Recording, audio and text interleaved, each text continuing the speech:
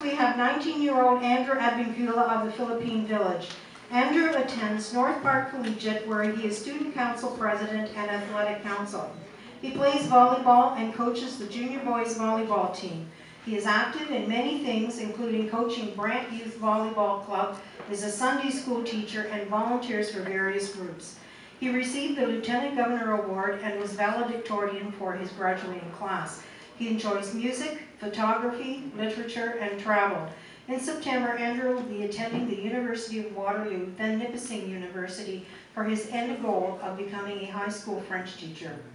As ambassador, Andrew will guide village guests to a great village experience with him as the living cultural display. Andrew.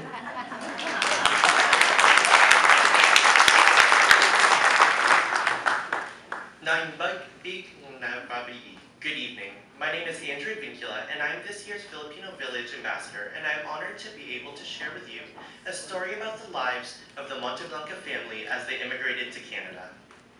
Nicanor and Cristina Monteblanca left the Philippines for Libya in pursuit of a better life.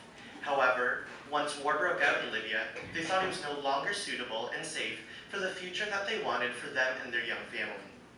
Rather, they looked to Canada because it was highly spoken of by family members who were already residents of Brantford. In order to start their new life in Canada, the couple had to leave their 15-day-old youngest son in the Philippines, knowing the difficulty they might face trying to find work and settle their family. They believed that this sacrifice, and that sacrifices in general, needed to be made. After establishing themselves, they were able to bring their youngest son to Brantford, which they now called home. Just this month, Mrs. Monteblanca retired from her job of 27 years as a healthcare professional. And for the past 28 years, their family has cherished the Filipino traditions and embraced the Canadian culture. In speaking to their oldest son, Melvin, I could tell how much he admired his parents. He is so thankful for the sacrifices that they had made to give him and his younger brother a better life. He is also so thankful for the country that he, his wife Grace, and two young daughters call home. He told me that he could not think of any better way to show his gratitude for this country than to serve it. Melvin Monteblanca joined the Department of National Defense at the age of 17 with the 56th Field Artillery Regiment as a Canadian Army Reserve. Sergeant Monteblanca was deployed to Afghanistan in 2008, where he served as detachment commander. His parents were too worried and scared to even listen to the news, but they are so proud as well. They are so proud to know that their son was making a difference and a meaningful contribution to the country that has been so good to them.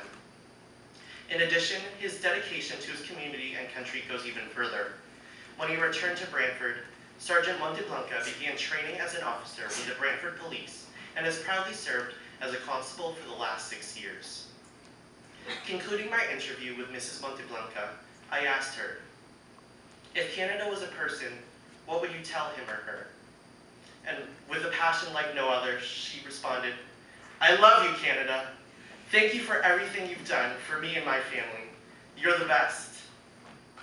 From this, I can confidently say, Canada is a land of opportunity that has opened its doors to every different race, culture, and creed, and has allowed these different elements to shape its everyday Canadian society. You're truly the best country in the world. Thank you, Canada.